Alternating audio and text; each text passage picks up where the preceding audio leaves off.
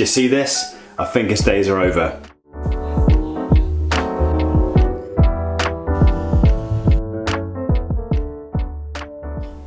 Every year since I was born, this has sat on the dinner table on Christmas Day and then been spread on turkey sandwiches every day after that. But if I'm honest, it's never really done it for me. So let's take it from a gelatinous jar of fruit and turn it into a thing of beauty. And how are we going to do that? Lacto fermentation. Let's cook cranberry sauce. Okay, let's rewind the clock 4 days and get the cranberries on to ferment. Okay, fermentation time. Let's decant the cranberries into a nice clean bowl and give those a wash under cold water. Make sure when you're fermenting, everything is nice and clean.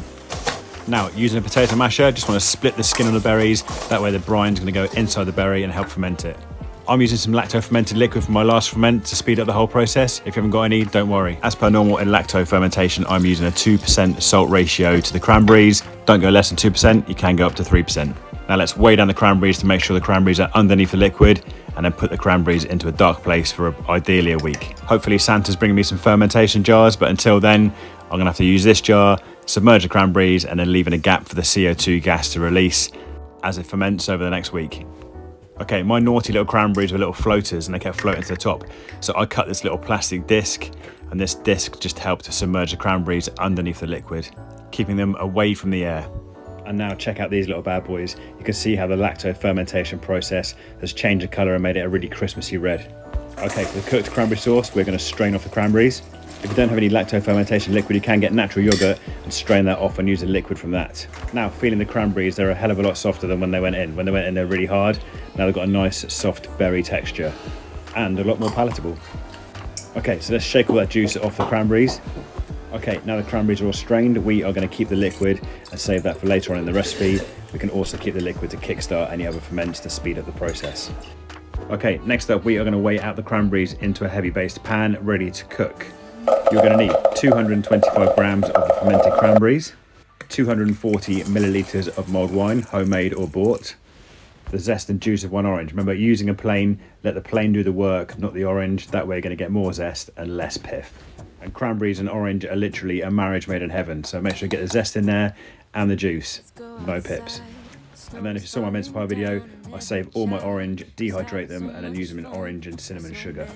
Okay, so for this sauce, to give it a little kick, I want to give it a little background heat of chipotle smoked chilies. This is going to give it a little bit of warmth and a smoky flavour as well. Next up, we're going to add 100 grams of caster sugar. Add more if you want to sweeten the sauce. And then we're going to add 60 grams of our lacto fermentation liquid, which will add a nice complexity to the sauce. Mix it all around and then onto the heat. Now you want to bring this up to the boil so you get the satisfying sound of the popping cranberries. And once it's boiling, then we're going to turn it down to a nice simmer, stirring every 5 minutes and tick it over for 15 minutes. Let's taste it to check for sweetness. Tart but delicious. Okay, between 10 and 15 minutes of simmering, the sauce will start to thicken up and you'll see the berries all break down into this nice thick texture. Mrs. Tasty Gary Bites bought me this lovely jar for Christmas.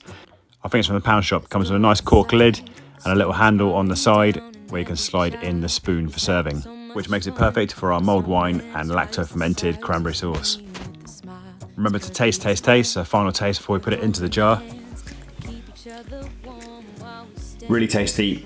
You can really taste the smokiness in the background from the chilies. And it's another dimension from the spices from the mulled wine. Perfect for Christmas Day. Christmassy, next level cranberry sauce. Okay, so now we've checked it's double delicious. Let's jar up right up to the top. One other tip, I let this cool down for about 15 minutes before I put it into the jar. Okay, on goes the lid, spoon into the handle. How good does that look? Cooked in less than 15 minutes, our homemade Christmas cranberry sauce, ready for Christmas. Okay, so let's keep that lacto fermented goodness and do a raw version. Nice soft berries, so we're going to chop up 250 grams of the fermented cranberries, chop them down nicely into a paste, and now we're going to add to this half a finely chopped red onion, and we're going to chop that all together to make sure it's all the same size. And now, the same as before, we're going to add the zest of one orange, letting the plain do the work. Right, now we're going to add that into a bowl, so we're going to add the liquid. Once in the bowl, we are going to add the juice of one orange. Yep, I saw the pip go in. Do this to avoid pips going in. Use your hand to catch a little pip so the juice can run through your fingers. Chef's tip 101. Okay, you can add a spoonful of red wine vinegar, but I'm going to use a spoonful of the mulled wine to get those Christmas flavours in there. Okay, I'm going to add a bit of sweetness using the ice and sugar that I used in my mince pie video with orange and cinnamon in it. Going to give that a stir. Then I'm going to add 2 chopped sprigs of fresh thyme, some smoked chilies, some ground garlic salt, and a tablespoon of liquid honey or maple syrup. Give that a stir.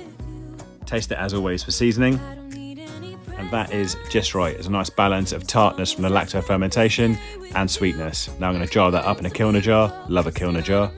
And this lovely lacto fermented cranberry relish is a great alternative to cranberry sauce. Put it in a nice jar, give it as a present, or keep it for yourself. Raw cranberry sauce. Funky foods like this, I've actually discovered that when you ferment a cranberry, it's a pretty decent snack, a bit like an olive. Festive olives. Bare, chuck them out in a little dish, cocktail stick. Festive snack, fermented cranberries. Replace the olives.